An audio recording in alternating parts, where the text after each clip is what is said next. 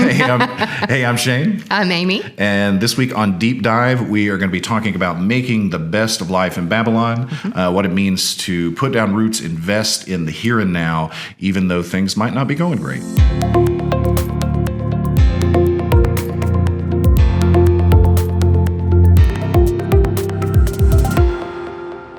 All right, so we are in Jeremiah 29, verses 1 and then 4 through 7. The title of this is Disturbing Hope.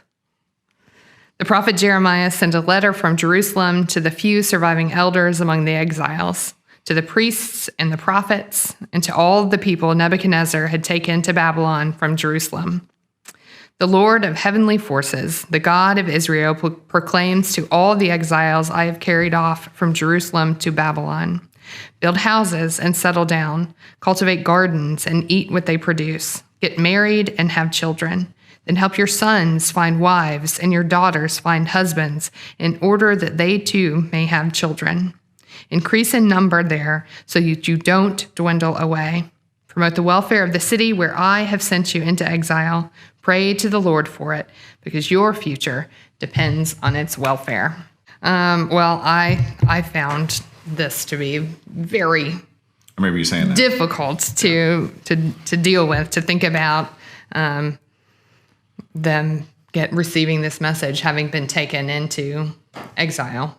Mm-hmm. So for the sermon, just really briefly, I began, even before I read the scripture, with kind of a very sweeping history of kind of God's relationship with the world and Israel, leading up to then really the Assyrians kind of coming in with the northern kingdom, and then the you're going through it all. And then the Babylonians coming in and destroying the temple in 587. And that being kind of the context for which this message is delivered to these exiles, and how incredibly difficult that would be to hear, and not a very welcome message from Jeremiah. Yeah, I often wonder about the prophet Jeremiah. Like, I guess we're taught, and there's certain scripture that like prophets are not necessarily revered, but yet there's other parts that are revered. And Jeremiah in particular is an interesting one, because he does not mince words.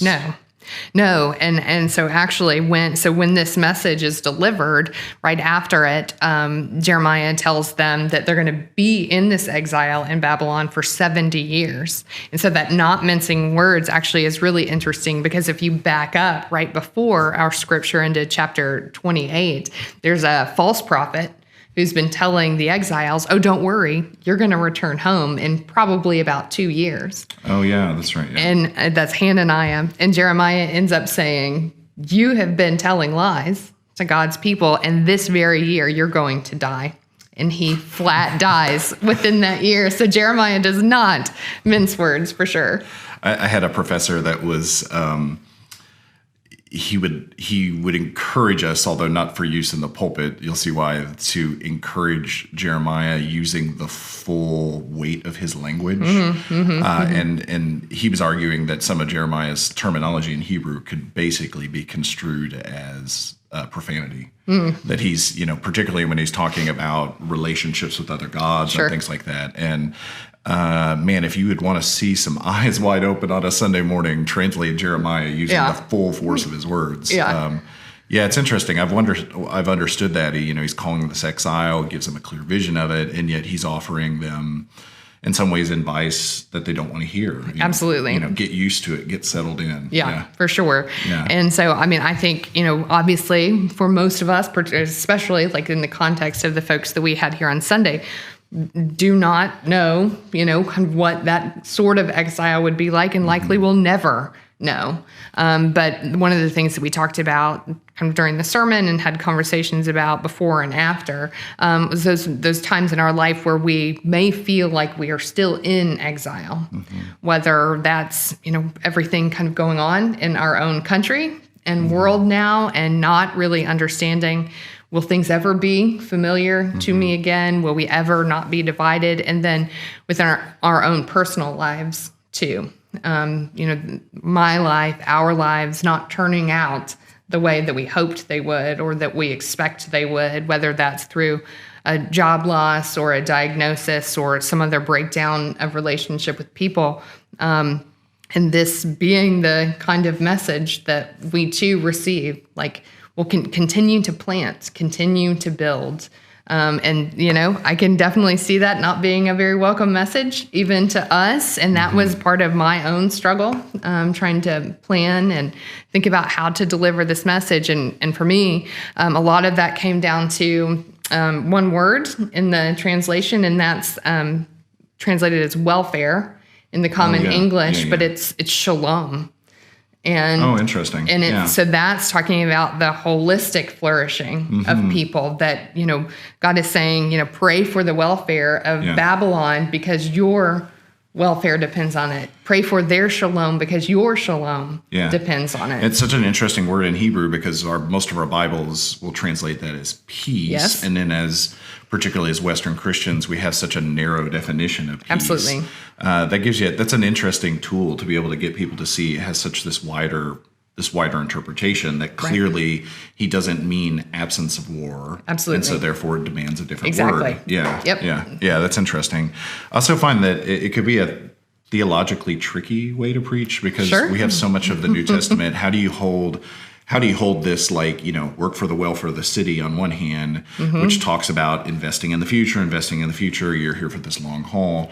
And in the same regard, we just are dealing a couple weeks ago with this a Jesus that is asking people to sell everything and give it all away. And it's such an interesting, I don't know. I don't. There's something probably to be learned in that tension there. I don't have the wisdom to see it today, but we got to recognize that that's out there. Absolutely. Yeah. And one of the things that I brought up in the sermon actually was Jesus talking about being willing to lay down your life for your friends.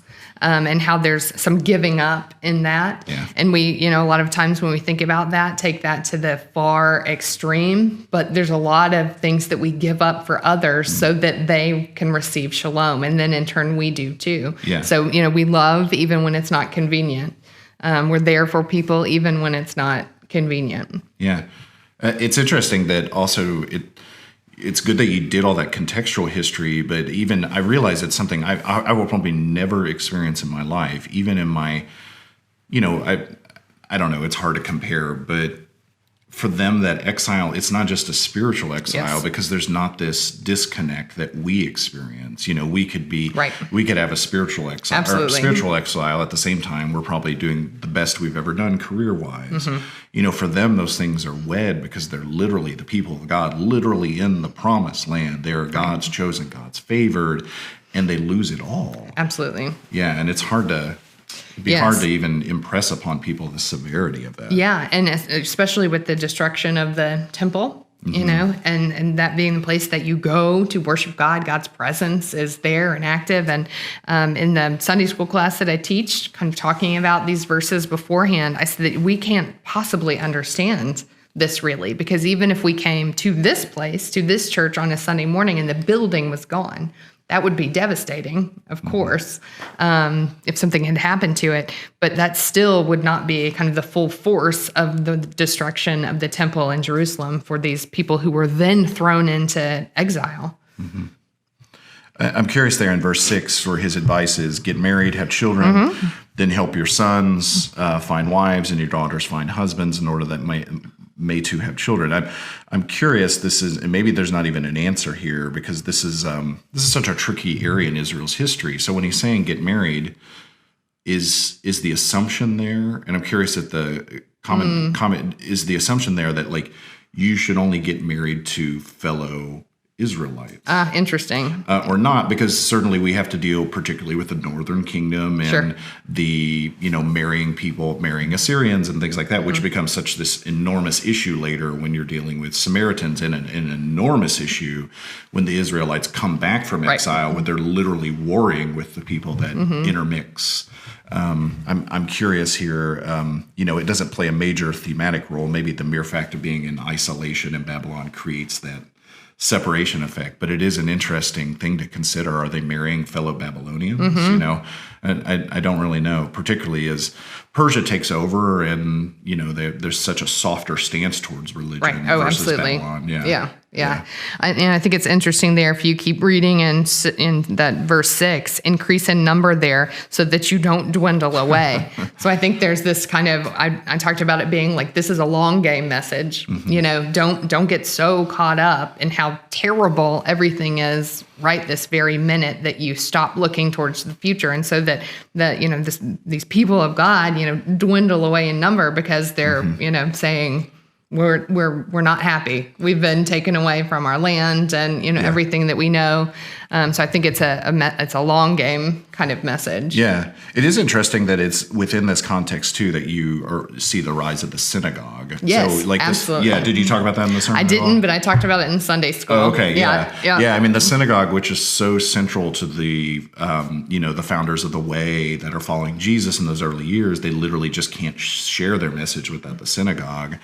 And yet the synagogue really in the grand scheme of Israel is like this late developing thing, right. And it develops in this context, which is just so interesting. It's like this centralized faith around the temple. Temple's destroyed. Correct. And then all of a sudden the decentralization, in fact, probably leads to a net growth of the faith, which is really interesting. It absolutely is. So that you've got this kind of like, almost like a phoenix kind of experience of the temple is gone, but we are God's people and we want to continue in this worship. And how do we work that out in these kind of situations that we didn't expect to find ourselves? And then you get rise to this kind of rabbinic tradition in the synagogues, and it's a kind of new day for God's people. So looking forward, if you were going to offer people take-home steps of what are the things you would say, these are the practical things you can do as a result of engagement of this, where do you sort of fall on that one? Yeah. So one of the kind of main themes was being for the city.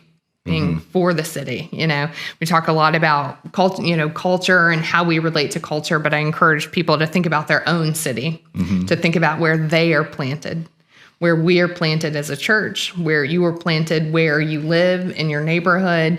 And just listening is one of those very first steps, like paying attention to the needs around you and the places that you can help plant and that you can help nurture and that you can help grow. And we can do those sorts of things even in our own neighborhood. And this church has a long history of caring about those sorts of things, caring about the community and the world. So I think just paying attention and getting engaged where you are with what you have right now.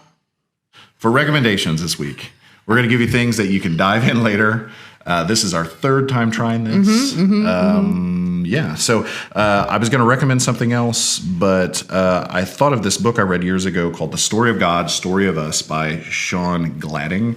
And they tell some of these stories like the Genesis creation story and others within the original context that people would have heard them. So for example, they were in Babylon sitting around a fire, a rabbi telling it to them. It's interesting. It makes it much more affecting. The New Testament, it's told within the idea of a secreted house church and the rumors about you being a Christian with other people. And so it really makes these verses come alive. It's super accessible. It's going to make you read the Bible and fall in love with the Bible in totally different ways.